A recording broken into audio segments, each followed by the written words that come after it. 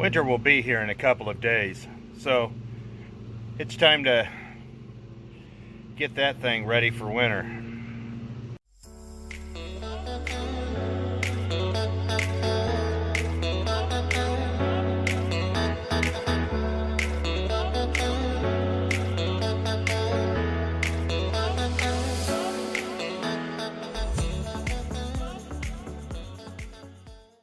So as we get ready for winter, like we do every year, we have to go over the truck, go over the things that are in it, and basically make sure everything's good to go. And I'm sure I'll forget about 9 or 12 things. But I got to replace the mud flaps, get them, and I've also got to make sure the chains and all the other systems are good to go, and hopefully maybe find an air leak. So the neighbor's mowing. Yay. So let's get to it. We have new replacement mud flaps, but they're a little dirty. They got some oil on them, but they're starting to tear, so it's time to replace them. But I have brand new ones that I can do and make identical. But for now, I'm going to put the old ones back on because of winter. And so come spring, when everything gets all dulled back up, we'll put the new ones on, we'll put the wheel chrome on, we'll do it up right. But for now, let's get these things sprayed down with some WD-40 and get them off and put the ones back on. These are ones that are off my old truck. I found them when I was cleaning the garage. I found all sorts of things cleaning the garage I forgot I had. Oh, whoopah! And just like not at all like that, it's all out. It took a little while longer. We had to get the persuader out. Quite a few bolts broke. When I bought the truck, I had to put the mud flaps off my old truck, and like professionals that they weren't, they used two dissimilar metals and put them on with an air ratchet. So they were all seized, so it was really hard to get them off. So now I got to run to town real quick. It's Saturday. I got to run to town before the hardware store closes. So I guess I got to get there. I should have figured something like this would happen because, well, it happens a lot more than you realize. Truthfully, if you have a set of mud flaps and you're taking it into a company shop, just have them change it out in 5 minutes. They'll have the bolts, they'll have it. It might cost you 20 bucks, but it's a write-off and it'll be done quick. That's usually what I do, but hey, whatever. I'm at the house. I was about to say it's not because I'm lazy, but we could go that way. So with that, we're off to town. On a side note, it's nice to know that my work followed me home. So if you ever want to know where town is, you just look for the water tower or the grain elevator. So that's how you get to town. On a side note, that used to be the world's largest grain elevator until it blew up in 2001. Now it's the second largest grain elevator. That's actually not a joke. It blew up in 2001, killed 7 people. So they, yeah, grain dust is flammable and it'll take you out. Oh look, we're in town. So we made it to the local True Value. Let's see how fast we can get in and get out. There's all sorts of stuff here. Got some old school stuff here. 3/8. All right. 1.5 inches. All old school here, so. All right. So we're back from the hardware store, and this mud flap segment has taken way too long. So let me show you what's on. I'll show you what I'm dealing with. I got to turn the camera around. And then the next scene, you'll see the mud flaps will be on because, well, this is taking too long already. The only trouble you might have putting it in is you're going to have to squeeze it, get one in, kind of close it up, and then just work your way down, but it'll pinch itself shut. So let's get this done and move on to the next thing. All right, and in about 3.5 minutes, it all went together. Getting it off sucked, so that deserved liquor. So let's move on to the next thing in a minute. One thing, now I'm not going to put these on yet because I got really good wipers on there right now. But get yourself a good pair to throw in the box, because chances are when you get a lot of ice and stuff like that, you're going to be building up, you're going to break one and you're going to need one. And if you go ahead and change one out, or change them both out, keep just one of them, you might end up needing it. And if you don't use it by this spring and you start changing them out again, just throw it out and work on it for the next winter. But make sure you got a pair of good wipers, because good chances are you're going to change them at least once in the first month or two of winter. The ice will break these, so just something. We're going to throw these in the side box. As we peer into the wheel well, you see that? That's my Dabco filter, and it takes a lot of brunt in the wintertime. It gets awfully cold, and when it's minus 40 outside, even a little heater isn't going to do a whole lot. Carry yourself an extra filter, whatever brand you want. This is just something that I got. I really don't care much for Donaldson's, but it makes a great spare.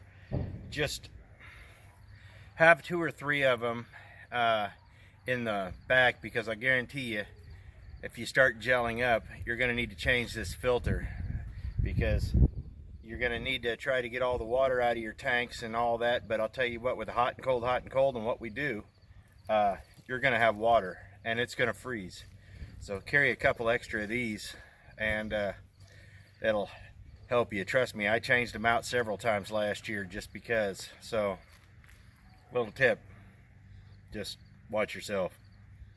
A little butane pin torch isn't bad too if your brakes seized up and you can't get your wheels to unlock. A little butane pin torch it'll heat them up just enough to get them to pop. So just a little clue. You can beat on them with a hammer, but don't use airline antifreeze, and I'll tell you why. On a side note, keep a couple of bottles of this. This is for 100 gallons, but get a big bottle. It'll help. But this will not help prevent gelling. This will just help you get over it. There are all sorts of other additives out there that are designed to prevent gelling. Make sure you find the one right for your truck, and the one that'll work with emissions or whatever you got going on. The days of putting unleaded gasoline in there and alcohol and all that are over. You'll catch these trucks on fire. You'll burn out your catalyst systems. Trust me, you don't want to change a catalyst system. They are very expensive. So, just a little tip. Why you don't want to use airline antifreeze is because if you read the back, it says do not use with an air dryer. They will destroy air dryers. Now trust me, if you didn't have an air dryer and you put it in there, it'll get you through the winter, but your lines will fail a lot quickly because it's isopropyl alcohol mixed with a petroleum byproduct, which is the airline, and it will cause them to dry out and crack. But also, if you mix it with an air dryer, it goes through the air dryer and just completely disintegrates it. So stay away from airline antifreeze. As tempting as it is, it doesn't help you in the long run, and it's going to cost you a lot of money. Don't believe me? Read the back. One of the first things it says on it is not to be used with air dryer, well, with a system with an air dryer. It's right there on the bottle. So just watch yourself on that. Like I said, if your brakes are seized up, use a little pin torch. They're cheap, they're easy, you can get them about anywhere. So just a little tip. Now finally, we're going to get to something controversial. And what happened to my trash can? Oh, there it is. Somebody moved it all the way to the alley. I don't know why. It's tire chains. I got a video, or if it's out or not, there's a video and lots of information on how to chain up. I'm not going to show you how to chain up on this video, but I will show you how to inspect them and the proper care and maintenance. That way you're successful. Basically, lay your chains out. Make sure they're in good serviceable condition. There's no breaks and all that in them, and they're not completely disintegrated or destroyed. So these are decent. They're starting to get a little scaly, but if you take care of them, unlike me, and hang them up and keep them washed and cleaned, they'll last you the life of the truck, honestly. So make sure you have bungees. A little trick a guys use is get a 15-inch bungee and an 18-inch piece of PVC, 4-inch PVC, and you actually hook all your bungees to the PVC pipe all the way around, and it will hold them all together and keep them from getting tangled. Now, a lot of guys don't like chains. I don't like chains either. I have a set. But the reason I carry them is not because I want to put them on. It's because a lot of these loads, even if the weather's going to be nice, you get caught out at some of these places on a good, bright, shiny, warm day. If the chain law is still up or it's still in effect, like out in Wyoming or Colorado or Utah, and you don't have them on you, that's a ticket. You know, if you got to keep them in your truck and never use them, you got them. They want to see them, fine. That's why I used to put them on a chain rack. That way they could see them and they left me alone. But that being said, you know, just having them will open up a few doors and open up a few loads if that's what you want. Trust me, I don't go out intentionally and try to chain up. Nobody does. But just make sure they're good and serviceable if you have to use them to chain up to get out of a parking lot or something, which has happened last year and the year before. So that's just my deal with these chains. Just make sure they're in good shape, serviceable, and you have enough bungees to cover yourself. 15 to 20 bungees ought to do it, or you get some of those spider things, but either way, it'll work. One of the other things that you're going to deal with, and that I'm dealing with, is make sure you have plenty of things like oil, antifreeze, and whatnot. Because when it gets cold, every year this happens, and it's going to happen here for me too, especially since I got a new engine, is that you're going to start getting cold water leaks, and you're going to have a drip here and a leak there, and it's going to go on for 2 or 3 weeks as a hot and cold cycle. Now, when you keep the truck warm and fired up, chances are they're not going to leak, but when it contracts, you'll wake up and there'll be a puddle under the truck. So you're going to need to keep it topped off until you can get it fixed, or until you can fix it yourself. It's no big deal. If you can see where it's leaking and you can tighten up the clamp without screwing anything up, not a problem. But if you think something's going to break or the clamp's not budging, if it's cold outside, don't force it.